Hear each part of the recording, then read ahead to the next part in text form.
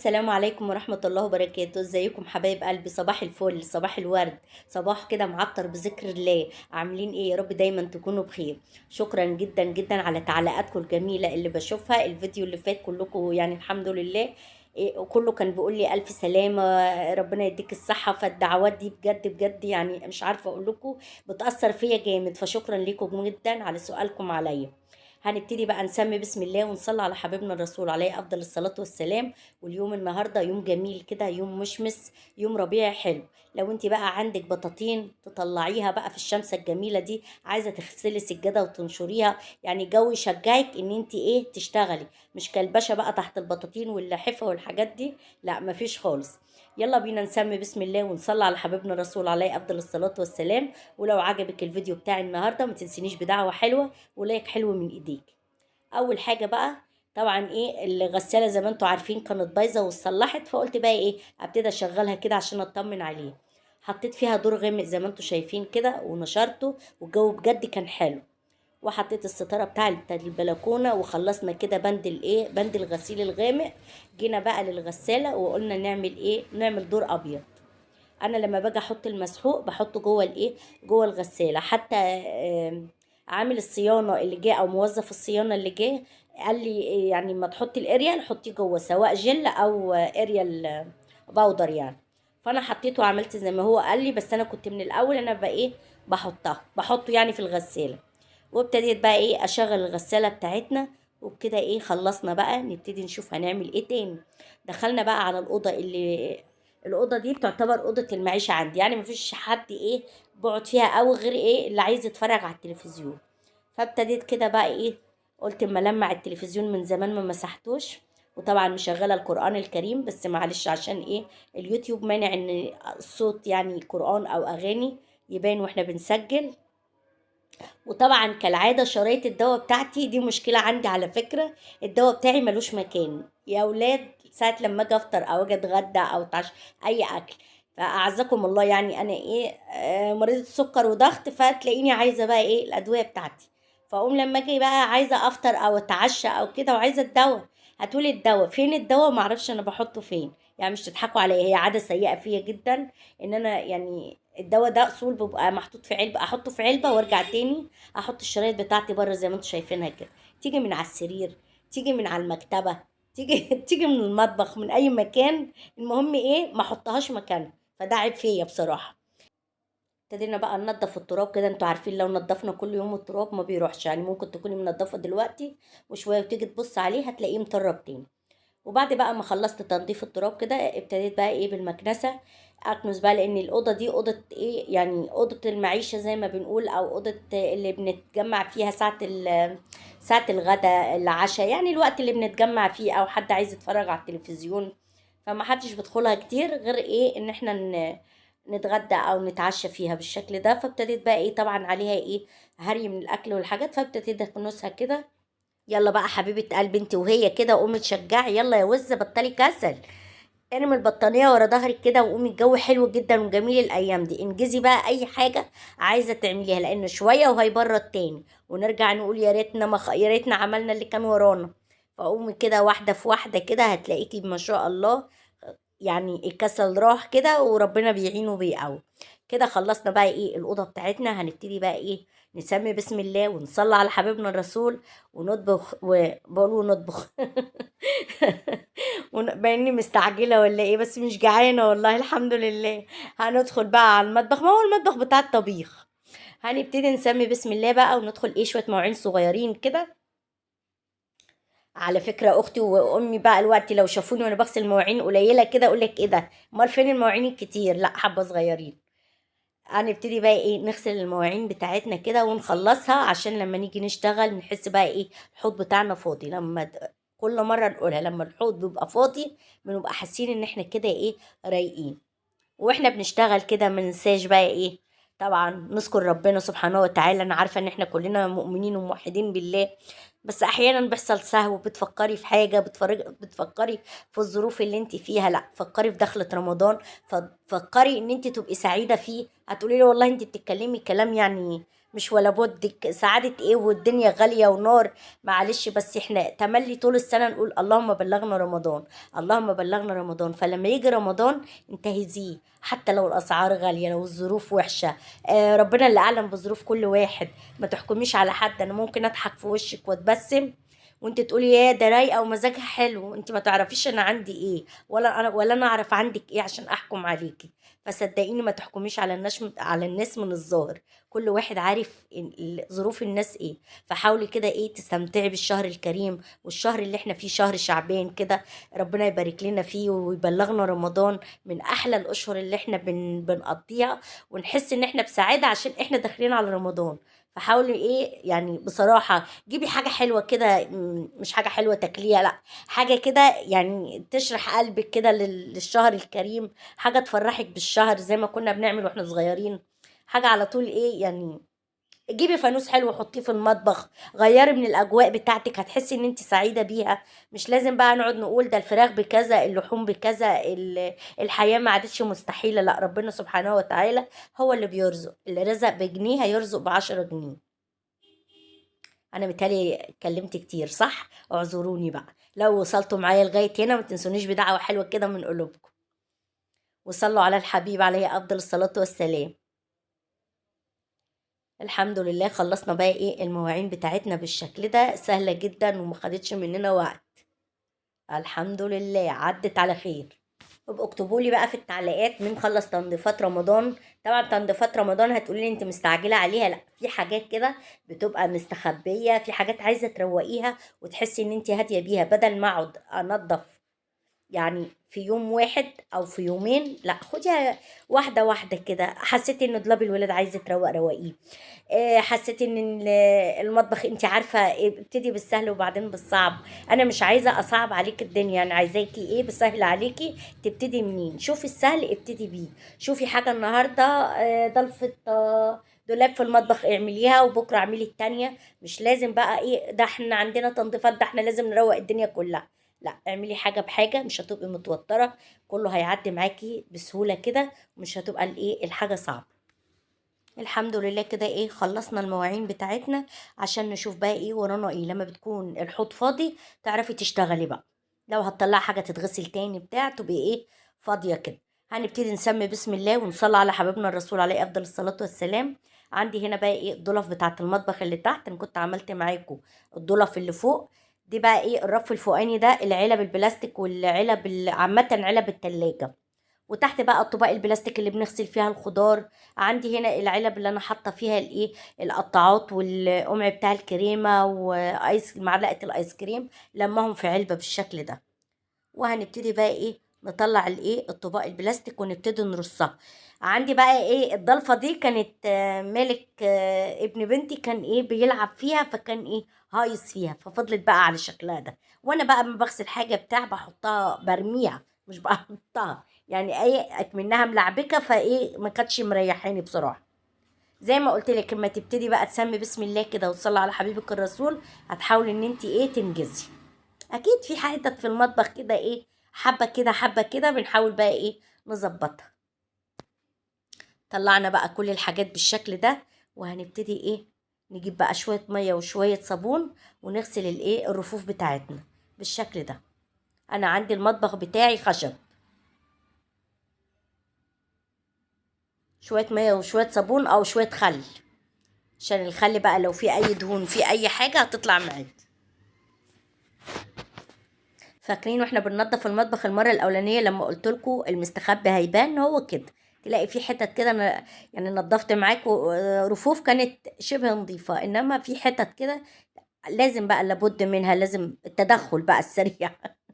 هنبتدي بقى ايه ننشف بقى. عندنا الصابون والخل. الخل حلو جدا، مفعوله مفعول السحر. احلى حاجه شايفين خلى الضلف زي الفل. السمار اللي انتوا شايفينه في الضلف ده خربات الايه الطباق او العلب او الحاجات دي في الخشب. فخلت البياض يبقى مخربش بالشكل ده. ابتدينا بقى ايه نحط الفرشة بتاعتنا بالشكل ده. وهنبتدي نرص عندنا الحاجة. بعد بقى ما خلصناها رص بالشكل ده كده هتشوفوها بقى ابتديت بقى كل حاجة ابتدت تظهر وتبان. كل شيء انكشف وبين. شايفين بقى ده الكب كيك حطيته ورا زي ما انتم شايفين كده، لان ما بيبقاش ايه عليه على طول ان انا استخدمه. دي العلب بقى اللي بحط فيها الرز، احب بعمل فيها بسكوت او عنب فيها. الصيني، العلب الصيني بتاعت الجبن والحاجات دي. ودي بقى ايه الطباق البلاستيك. عندي هنا بقى ايه ورا حاطه علبتين، علب فيها معالق وفيها حاجات ما بستخدمهاش، فحطها في العلبه اللي تحت. والعلبه اللي فوق فيها بقى ايه حاجه الكريمه والمعجنات والحاجات دي. وهنا الحاجات دي برضو ما بستخدمهاش قوي، يعني كل فين وفين لما بطلبها، فحطيت عليها بالشكل ده الطباق البلاستيك. كل ده بقى ايه الحاجات اللي بنغسل فيها بقى الخضار ونصفي فيها الخضار والحاجات دي.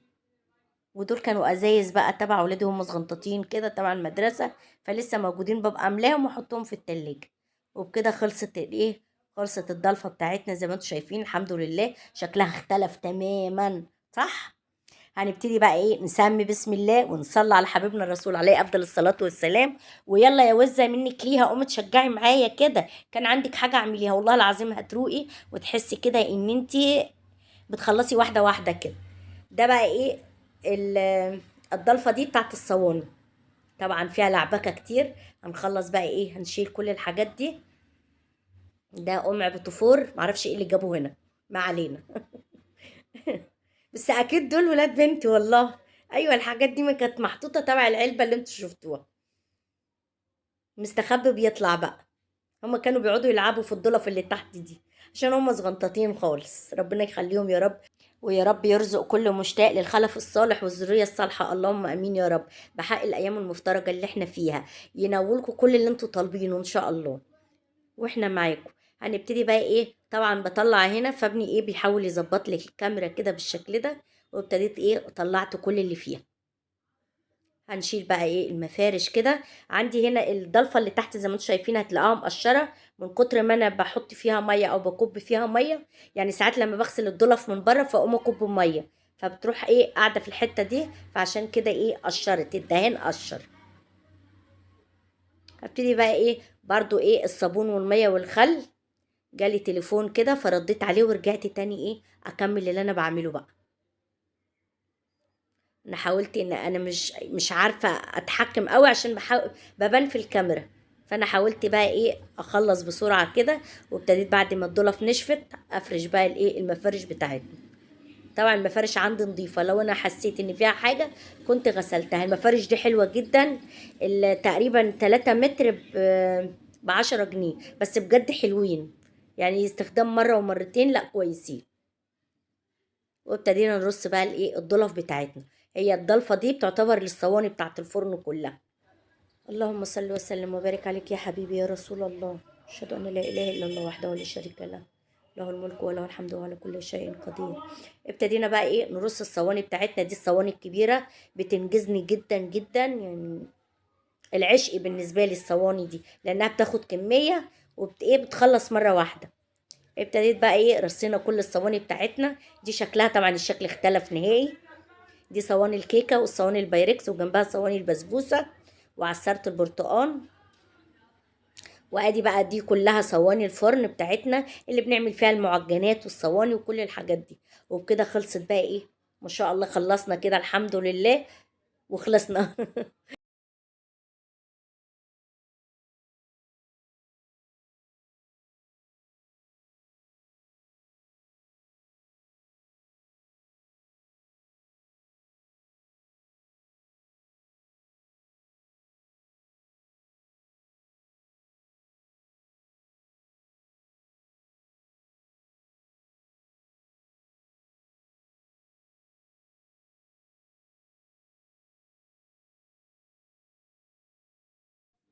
بعد بقى ما خلصت تقطيع البصل ابتديت افتحه بالشكل ده، يعني مش عايزه البصل يبقى لازق في بعضه. وبعد كده بجيب بقى ايه معلقه من الدقيق وابتدي ايه اغلف بيها البصل كله، كميه البصل اللي عندي بالشكل ده، وافلفله كده. انا مش عايزه البصل لازق في بعضه. يا ترى بقى لو انت وصلت معايا لغايه هنا عرفتي الاكله بتاعتنا ايه. وابتديت بعد كده اجيب بقى كميه من الزيت واحط فيها الايه البصل بتاعي. عايزاه يتحمر كده ويبقى مقرمش ويبقى حلو اللون لغايه ما يوصل للايه للون الذهبي بتاعه. شايفين بقى البصلة طالعة لونها ذهبي وحلوة ازاي ومقرمشة، ومفيش حاجة لازقة في بعضيها، تلاقيها مفلفلة كده وبتخربط كده، تحط ايه يعني بتعمل صوت. هنبتدي بقى ايه نجيب مناديل كده على صينية ونفرشها، عايزينها تبقى موزعة كده، وابتدي انزل بقى ايه بالدور التاني اللي عندي. طبعا انا حاطة البصل في طاسة غويطة كده زي ما انتم شايفين، عشان استغل الزيت ده بعد كده. الزيت ده بقى ده التكاية بتاع الكشري المصري. الزيت اللي انت بتحمري فيه البصل طعمه بيبقى حلو جدا، استخدميه بقى. جبت كمية من الشعرية بتبقى كتيرة شوية، وابتديت ايه احمرها في نفس الزيت بتاع البصل. هتقولي لي ليه يا صفاء ما عملتيش الكشري في حلة واحدة؟ لا، ما بحبش كشري الحلة الواحدة، بحب كده يبقى زي محلات الكشري. محلات الكشري ما بتعملش كشري الحلة الواحدة، بتعمل كل حاجة لوحديها وبتلاقيها مرصوصة، كل حاجة لوحديها. ابتديت بعد كده في الحلة التانية نزلت بيها بشوية زيت من اللي احنا محمرين فيه البصل، وحطيت العدس بجبة. لو انت عايزة تحمري له بصلاية حمري له، او فص توم زي ما انت عايزه. ابتديت على الشعريه اللي انا محمراها ورا، حطيت نص كوبايه من الرز الابيض ونص كوبايه من العدس الاصفر، وابتديت احطهم على الشعريه بالشكل ده. ده بقى بيديها طعم للكشري حلو جدا. ونبتدي نضيف كميه الميه بقى ايه عايزينه يبقى مفلفل معانا، ونغطي عليه. هنحط له طبعا ايه شويه ملح وشويه كمون. وعندنا هنا نفس الزيت حطيناه كده عشان نعمل بقى الايه الصلصه بتاعت الكشري. عندنا هنا بصلايه وعليها ايه يجي 8 10 حبات من التوم. هتقولي ليه البصله بتسكر الصلصه؟ يعني ممكن تعمليها توم بس زي ما انت عايزه. وادي العدس بجبه بيستوي، وادي الايه خلطه الشعريه بالرز والعدس. حطيت بقى ايه للبصله لما ايه الريحه بتاعتها طلعت كده وهي والثوم، حطيت لهم شويه من الخل. وبعد كده ضفت بقى ايه شفشق من الصلصه يكون مضروب في الخلاط كده، شفشق طماطم شفشق طماطم يعني طماطم ضربها في الخلاط. معلش بقى اعذروني لما بهنج في اخر الفيديو. ده بقى الرز مفلفل بتاعنا اهو، بيبقى طعمه خطير مع الكشري. وابتديت هنا في حلة تانية حاطة فيها شوية ملح وشوية زيت، وابتديت أسلق المكرونة بتاعتنا، حتى مكرونة طويلة على مكرونة صغيرة مكرونة معوجة. هنبتدي بقى عندنا هنا ايه كبشة من التوم كده، هحط عليها شوية زيت من بتاع البصل، وعليها شوية كمون، انها بس ايه تشم النار، وعليها شوية نص كوباية من الخل، وهنضيف لها كمان نص كوباية من المية وشوية من الملح. ودي بقى ايه دقة التوم. عايزة تحطي عليها عصرة ليمون حطي. يبقى نص كوباية خل على نص كوباية مية على كام فص توم وعليهم شوية كمون. طبعا شوية الشطة الحامين بقى بتوع الكشري، بنقدح شوية من الزيت نقدحهم قوي يسخنوا، وبننزل عليهم بمعلقة او معلقتين من الايه من الشطة. عايزة تضيفي برضو شوية من الخل زي ما انت عايزة. وكده خلصت الايه الكشري بتاعنا. عندنا هنا بقى الصلصة اللي بعد ما اتسبكت نزلت عليها بكوباية مية عشان تبقى خفيفة شوية. ونبتدي نحط التوابل بتاعتنا. هنحط لها بقى شوية من الكمون وشوية من الملح ومعلقة سكر بتخلي طعمه حلو جدا. واللهم صل على النبي شوية من البابريكا. دي التوابل اللي احنا حطيناها. وبكده يبقى خلص الايه الكشري بتاعنا بالشكل ده. دي التوابل اللي احنا ضفناها.